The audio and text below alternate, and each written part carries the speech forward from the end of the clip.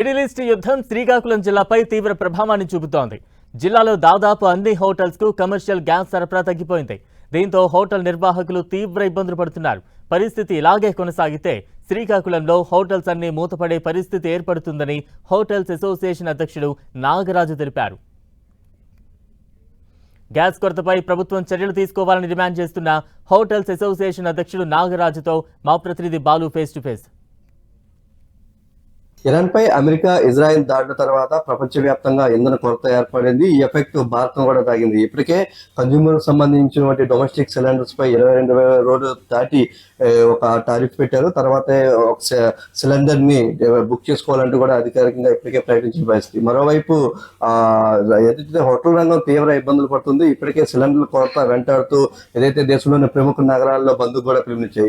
ఈ నేపథ్యంలో శ్రీకాకుళం జిల్లాలో తాజా పరిస్థితి ఎలా ఉంది, ఇక్కడ హోటల్స్ అసోసియేషన్ ఏం చెప్తున్నారు దానికి శ్రీకాకుళం జిల్లా హోటల్స్ అసోసియేషన్ అధ్యక్షుడు నాగరాజు గారు ఉన్నారు. సార్, ఏంటి ప్రస్తుత పరిస్థితి, మీకు ఎలాంటి సమాచారం అందుతుంది, ప్రస్తుతానికి కొరత ఎలా ఉంది? అమెరికా ఇజ్రాయెల్ యుద్ధం మొదలైన అప్పటి నుంచి కూడా మనకి ఒక సిమ్టమ్స్ అయితే తెలుస్తున్నాయి. ఎందుకంటే ఆ పెట్రోలియం తర్వాత ఆయిల్స్ కానీ గ్యాస్ కానీ టైట్ అవుతుందని మనకు చెప్తున్నారు. బట్ మన కంపెనీస్ అయితే లోకల్లో ఉండే డీలర్స్ అయితే ఏం ప్రాబ్లం ఉండదండి, మీకు సప్లై ఇస్తాం కదా, రెగ్యులర్గా మీరు కమర్షియల్ వాడతారు, మేము చేస్తామని వాళ్ళు ధైర్యం అయితే ఇస్తున్నారు. కానీ వాళ్ళు కూడా హ్యాండ్స్ అప్ అయిపోయారండి ఆల్రెడీ. ఈరోజు అయితే కమర్షియల్ సిలిండర్స్ అసలు ఇవ్వటానికి కూడా వాళ్ళ దగ్గర లేవు, అవకాశం లేదు. ఇలా జరిగితే 2-3 రోజుల్లో దుకాణాలు మూసుకోవాల్సిన అవసరం అయితే ఉందండి. ఇది బాంబేలో, బెంగళూరులో ఇవన్నీ చూస్తున్న విధంగానే శ్రీకాకుళంలో కూడా చూడాల్సిన అవసరం అయితే వస్తుంది.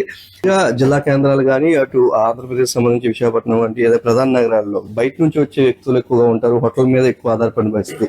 ఇలాంటి నేపథ్యంలో ఇంధన కొరత కానీ సిలిండర్ల కొరత ఎంతవరకు ప్రభావం చూపించవచ్చు?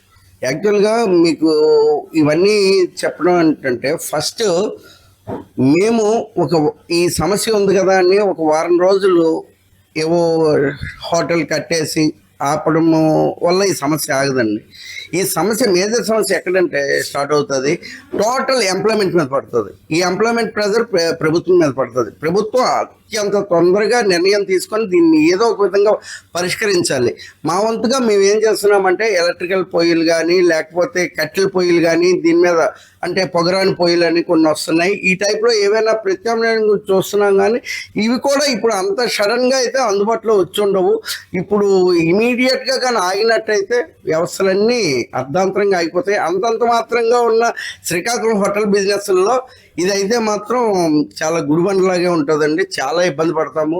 అందుబాటులో ఉంది, అంత సక్రమంగా జరుగుతుంది అన్నప్పటికీ కూడా డీలర్స్ నుంచి అయితే పరిస్థితి దారుణంగా ఉందన్నారు. ఇప్పటికే చాలా డీలర్ల దగ్గర అయితే స్టాక్ లేదని చెప్పేసి అయితే చెప్తున్నారు. మరోవైపు కొన్ని వాళ్ళ దగ్గర ఉన్న చిన్న సిలిండర్స్ ఏవైతే ఉన్నాయో కమర్షియల్ 5 కేజీలు 10 కేజీలు లాంటి చిన్న సిలిండర్స్ మాత్రమే ప్రస్తుతానికి ఇస్తున్నారు. అయితే చాలా సంబంధించినటువంటి హోటల్స్ కి ఇప్పటికే ఏవైతే సిలిండర్స్ కూడా అందుబాటులో లేవని చెప్పేసి చెప్తున్నారు. ఇప్పటికైనా కేంద్ర ప్రభుత్వం వెంటనే దీనిపై చర్యలు తీసుకోవాలి. ప్రతి ఒక్కరికి కూడా ఏవైతే కమర్షియల్ సిలిండర్స్ తో పాటు డొమెస్టిక్ సిలిండర్స్ కూడా అందుబాటులో ఉంచాలని చెప్పేసి అయితే హోటల్స్ అసోసియేషన్ ప్రతినిధులు అయితే కోరుతున్న పరిస్థితి ఉంది. కేవలం సుజిత బాలు, టీవీ శ్రీకాకుళం జిల్లా.